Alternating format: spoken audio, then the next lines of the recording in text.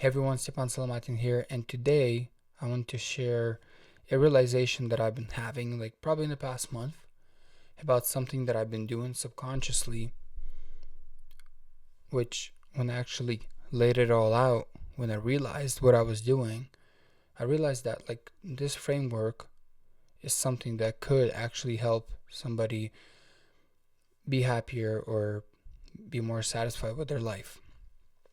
Now, I want to start by defining terms clearly.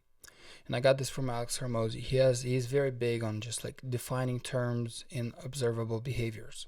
Like like what observable behavior has to happen in order for me to say this has occurred. Like how would I explain focus to a 5-year-old, etc., etc.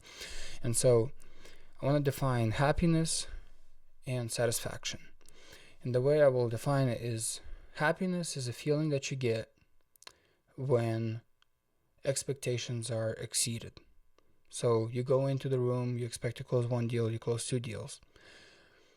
Satisfaction is when your expectations are fulfilled. You go into the room, you expect to close one deal, you close that one deal. And so what I have realized is that over probably the past couple of years, I had been lowering my expectations for what a good day is supposed to look like. And inadvertently, that just made me happy. Like the other day, I was just walking around. And I'm just like, man, I just feel good for no reason. And it wasn't like a special day or anything like that. I was just working. In fact, the day before that, I also felt that way. And I worked all day long. And so I probably worked like a 14-hour day. And I realized that over the past years, my expectations have of like how much you should work have been shattered because, obviously, the Western world tells us that the good solid work day is about 8 hours, and if you work 10 hours, that's overtime. That's you did a lot. But then, as I kind of moved toward working like 12 to 14-hour days, and I might be like 10-hour days on the job, and then I come home and another 2 hours on the computer, whatever. But like just really high intensity, like long days, like those expectations for what a good day looks like have been shattered and lowered.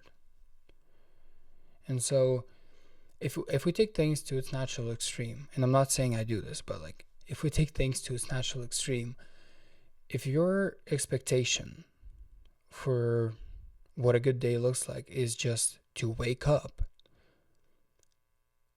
you at the very least are going to be satisfied.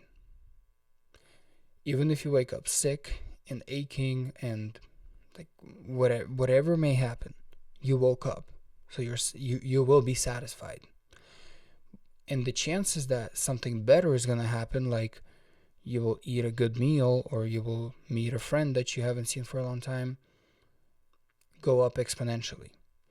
Now, if we take things to its natural extreme on the other end, if you expect every day to be your highest payday and you expect every day to be, the best you have ever felt, the freshest you have ever felt, the strongest you have ever felt, the probability of that goes down. Like it basically gets reversed.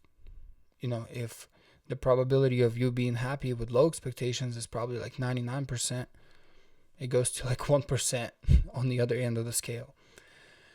And so I've realized that as I have kind of lowered my expectations for what a good day should look like, more days have become like satisfying days and happy days. And so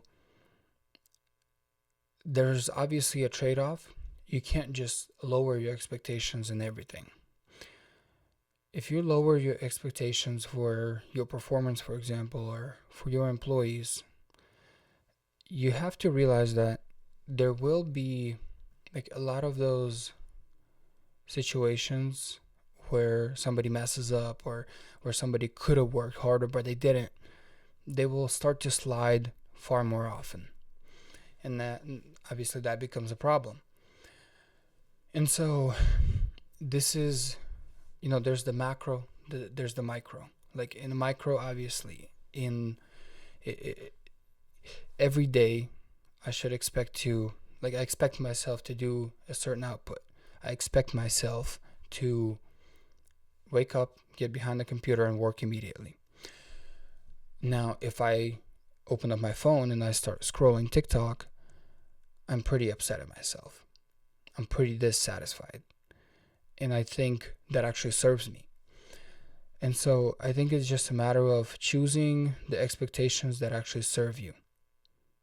Like, if I expect myself to get behind the computer and work immediately, even if I will be dissatisfied if I don't do that, that's still a expectation that serves me. And that dissatisfaction also serves me to reach my goals. Now, if my goal is to have just a good day and I don't even expect to be productive, I don't want to be productive, that's not my goal in life or in that day, for example, then don't set the expectation to work all day. And so it's kind of just a matter of actually realizing what expectation you're setting for yourself and for your day. And once you actually realize, instead of doing it subconsciously, you're doing it consciously, then you will just end up having more good days.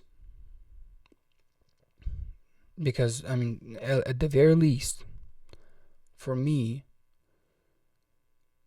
lowering my expectations for what my day should look like, for how much I should be hanging out with my friends, for, like, I even had this, like, when I actually started working very hard and towards a few goals that I have right now, I have stopped hanging out with my friends as much.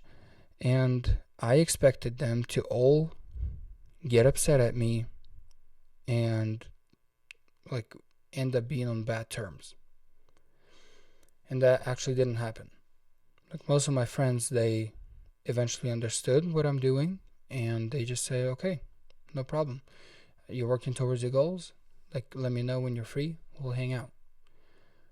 And I was very happy, actually, like, because my expectations were exceeded. And so it's just a matter of realizing if you're deeply unhappy, like, maybe you just set the expectations way too high, where they don't actually serve you. So yeah, I think this is just something that has helped me, and if it helps you, then great.